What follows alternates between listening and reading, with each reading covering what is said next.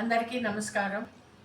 ఈ నెల 23వ తారీఖు ఆదివారం సుందరయ్య విజ్ఞాన కేంద్రంలో బాలోత్సవ కమిటీ బాలల కోసము లైబ్రరీ ఓపెన్ చేస్తున్నాము.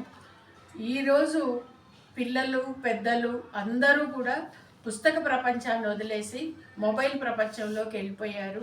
ప్రతి ఒక్కది కూడా మొబైల్లోనే ఉంటుంది అనేది అందరి అభిప్రాయము.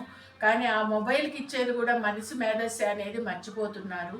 కాబట్టి మనిషి మేధస్సు కావాల్సిందంతా కూడా పుస్తకాల్లోనే ఉంటుంది. చరిత్ర కానీ ఏదైనా కానీ సాహిత్యం కానీ చరిత్ర కానీ ఏదైనా పుస్తక రూపంలోనే ఉంటుంది. కాబట్టి పుస్తకాలు చదవాల్సిన ఆవశ్యకత ఎంతో ఉందని ఈరోజు మేము పిల్లల కోసమని లైబ్రరీని ప్రారంభిస్తూ దీంట్లో పెద్దవాళ్ళు పిల్లలు అందరూ కూడా వచ్చి వాళ్ళ జిజ్ఞాసను పుస్తకాలు చదివి జిజ్ఞాసను పెంచుకోవాలని కోరుతూ మిమ్మల్ని అందరినీ ఈ పుస్తక ప్రపంచానికి ఆహ్వానిస్తున్నది బాలోత్సవ కమిటీ.